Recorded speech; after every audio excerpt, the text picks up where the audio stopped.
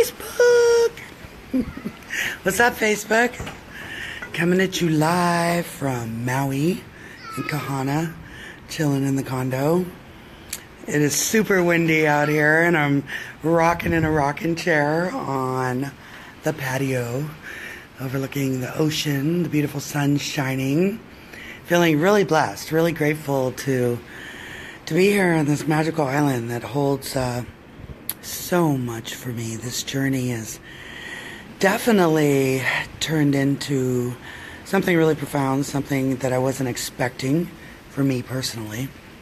Having lived here many moons ago, went back to the mainland 34 years ago to be exact.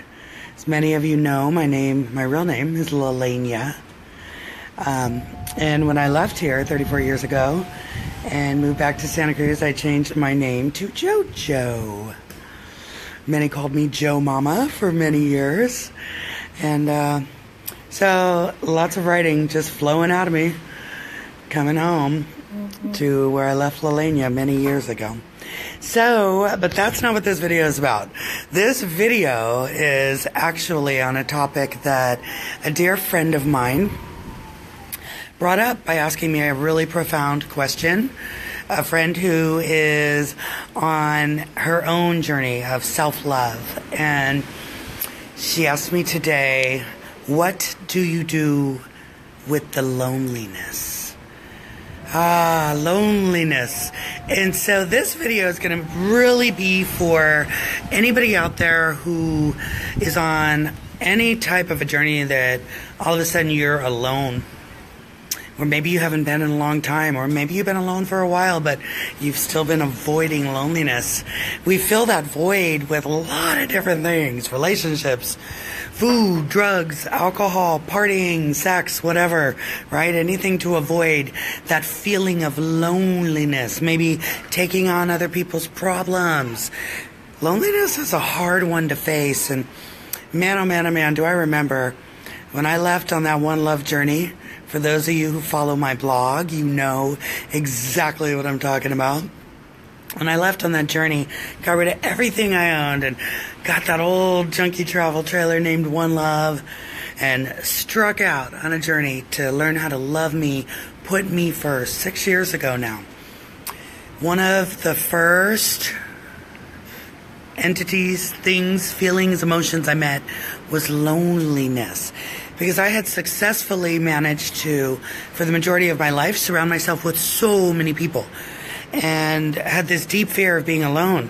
And so I would take on other people's problems, take in other people, whatever. Surrounded myself with people so that I would never be alone. I was terrified to be with myself.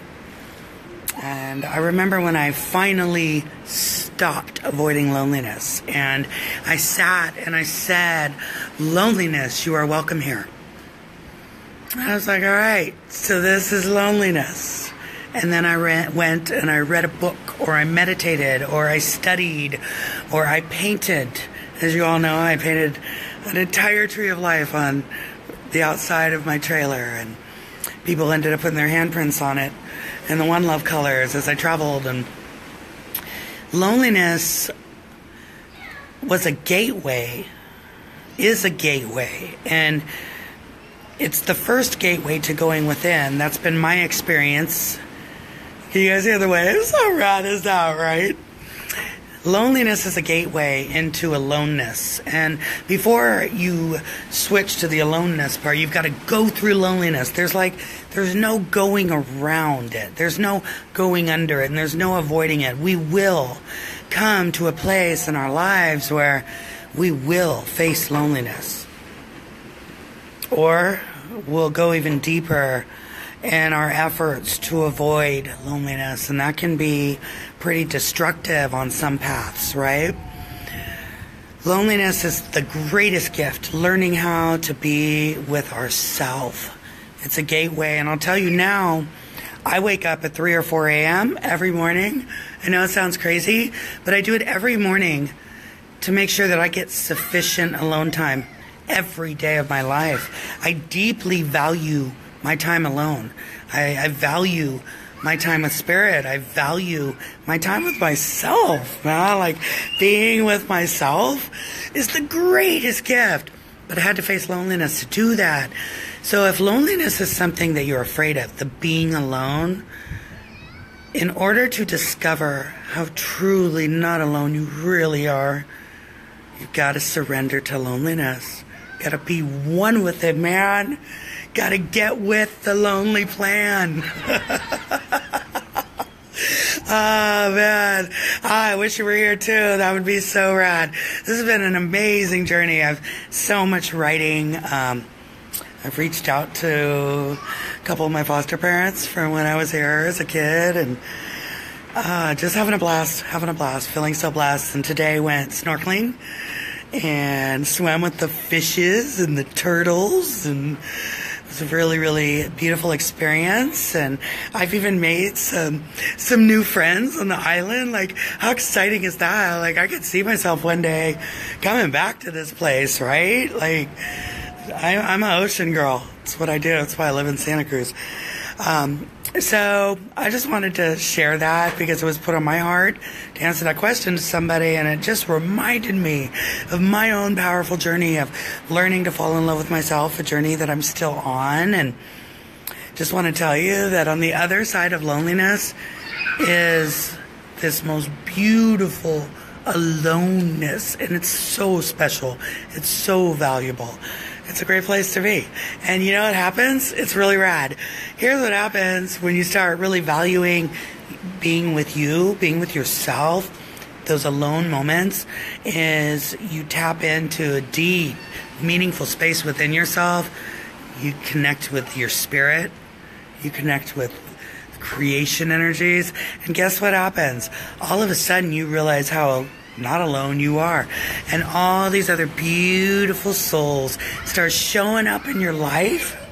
It starts showing up in your life, man, and you make connections on a deeper level. You value people on a deeper level. You're not valuing people because they fill a void. That's such temporary crap, right? Like, don't we want to spend time with people who we connect with? Don't we want to get to know people? We can't get to know people if we don't know ourselves, man.